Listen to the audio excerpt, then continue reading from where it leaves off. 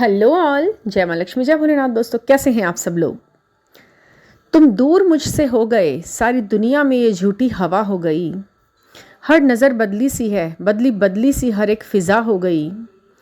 कैसे जान सकता है कोई, आधे मुझ में तुम जी रहे हो, आधी मैं तुम में फ़ना हो गई। बस यही सोचकर मेरा दर्द ही मेरी दवा हो गई। ये 4 लाइनर मैंने अपने डीएम के लिए लिखा है। मतलब मेरे हस्बैंड हैं, जो अब 3D वर्ल्ड में नहीं है, 5th डायमेंशन में है, वो भी मेरी हाफ सोल ही हैं। और अब उनकी सोल और मेरी सोल और मेरे डीएम की सोल मुझे एक ही उस पर वाइब्रेशन करती हुई दिखाई देती है, लगती है। मेरी फीलिंग्स हैं, मुझे ऐसा लगता है कि वो भी मेरे डीएम ही थे, जो अब मुझे अपने प्रेजेंट डीएम में दिखते हैं। और उनके लिए ये फीलिंग्स हैं मेरी। मैं आज भी अपने हस्बैंड के लिए ये महसूस करती हूँ। और मुझे लगता है कि हर इंसान एनर्जेटिकली अपने डीएम से इसी तरह कनेक्ट होता है, और वो कहीं ना कहीं उसे ढूंढ ही लेता है, और उसे वो बताता है कि 3D में भले ही मैं तुझे नहीं दिख रहा, जो भी है, तो इनमें देख और इनमें अपने सपनों को सोच समझ और जी। और कहीं गिरना नहीं है, कहीं रुकना नहीं है, क्योंकि मैं साथ हूँ, एनर्जेटिकली मैं साथ हूँ।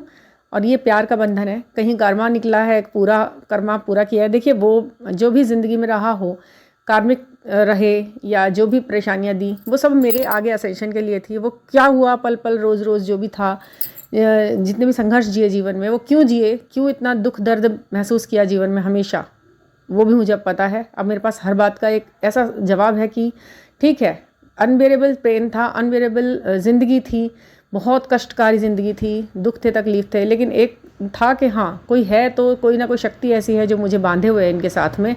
और ये सब है। तो आज की जो डेट में मैं महसूस कर रही हूँ वो यही है। और मैं चाहती हूँ कि हर इंसान को ये एहसास भी हो अपने अपने सोल के साथ, कि जो भी हो रहा है सब डिसाइडेड है और पहले से होना निश्चित है। और इन्हीं रास्तों से चलकर हमें अपनी जर्नी मिलती है।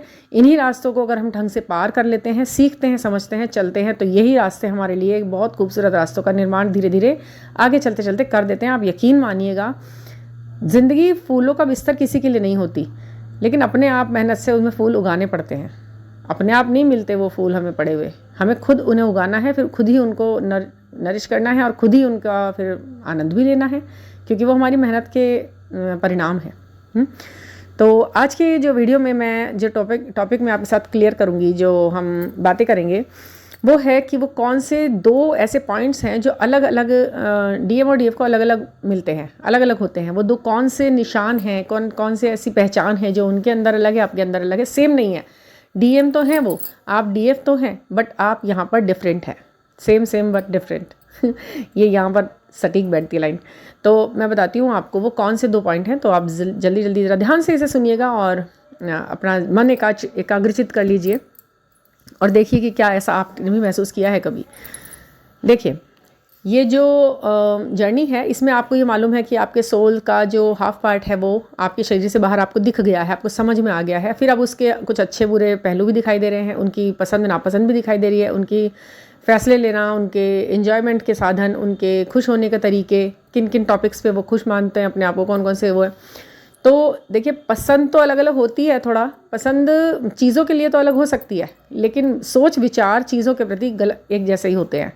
मतलब अगर आप काइंड हार्टेड हैं तो वो भी काइंड हार्टेड ही होंगे। उन्हें किसी चीज़ पर आपको ऐसा लगता है कि मुझे तुरंत रिएक्ट करना चाहिए, ये चीज़ें टॉलरेबल नहीं हैं, हमें ये बर्दाश्त नहीं करना है, बर्दाश्त के योग्य चीज़ें नहीं हैं ये, तो वो भी नहीं करेंगे।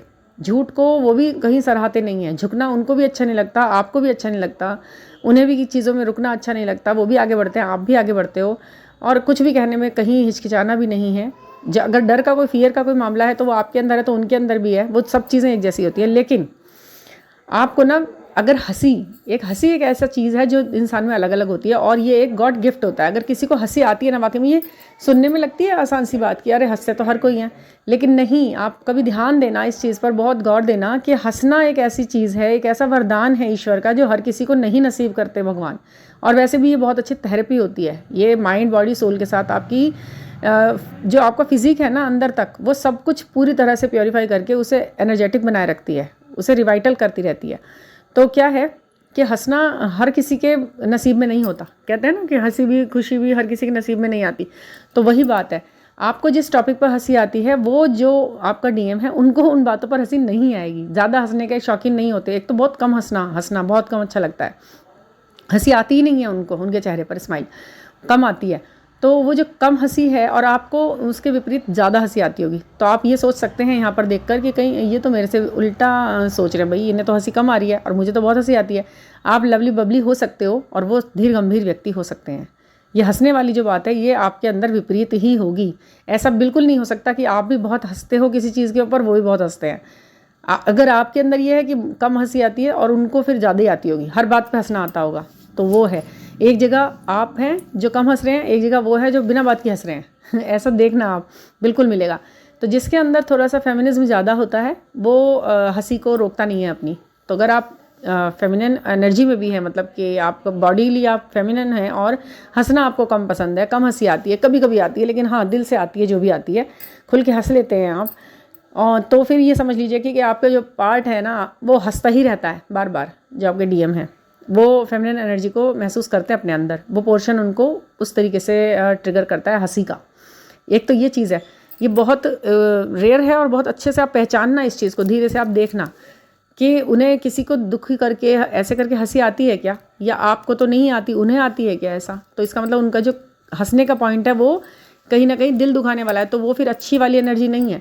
मतलब आप समझ रहे हैं मैं क्या कह रही हूँ। जैसे कुछ लोग होते हैं ना, किसी कोई गिर गया खड़ा हुआ, मतलब धक्का लग गया, वो गिर गया, ऐसे पॉइंट पर अगर कोई हंस रहा है किसी के गिरने पर और वो मन से बिल्कुल पूरी तरह हंस रहा है, उसकी हेल्प नहीं कर रहा, उसे हंसे जा रहा है बस देख देख के, तो यानी कि ये हंसी एक प्योर हंसी नहीं है, पॉजिटिव वाली हंसी नहीं है ये। यानी कि उस मन के अंदर वो दूसरे को हार्म पहुंचते हुए देख के खुश हो रहा है व्यक्ति, तो उसे आप हंसी के कैटेगरी में बिल्कुल मत रखना, वो एक अच्छे हार्ट वाली हंसी नहीं है।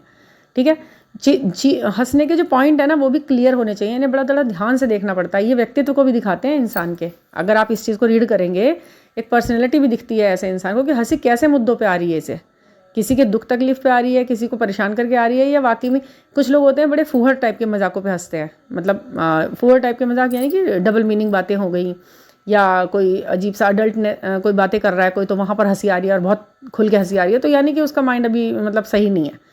फिर वो वाला एक दैवीय हंसी नहीं है, वो दिव्य हंसी नहीं है, वो एक नेगेटिव हंसी है।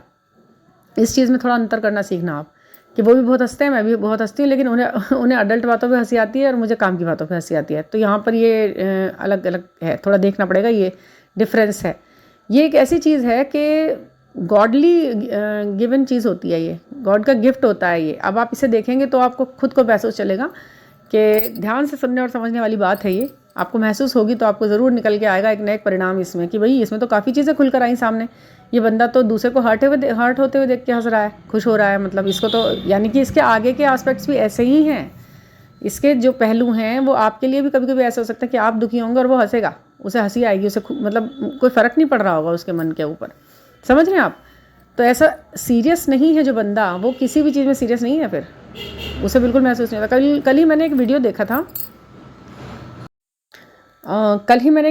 था, किसी एक ऐप पर, मतलब क्या हुआ था कि वहाँ एक बेचारा गरीब सा इंसान ढोल बजा रहा था। शादी में ढोल जो होते हैं, मतलब गरीब से क्या, मतलब एक एजिड इंसान जिसका काम है ये ढोल बजाना, खुशी में जो ढोल बजाते हैं उनको कितना, मतलब उनको देखो, हम तो अपनी खुशी में खुश होने से पहले सोचते हैं लोग बाग, और वो व्यक्ति, उन्हें देखो ज़रा, वो जो काम कर रहे हैं उनका काम कितना अप्रिशिएट करने योग्य है कि वो दूसरे की खुशी में खुश होकर ढोल बजा रहे हैं, थक रहे हैं, हाथ दुख रहे हैं, लेकिन वो बजा रहे हैं, उनकी कुछ नीड है उसे पूरा करना है, या फिर देखिए ना मन से खुश होना पड़ रहा है उसको भी।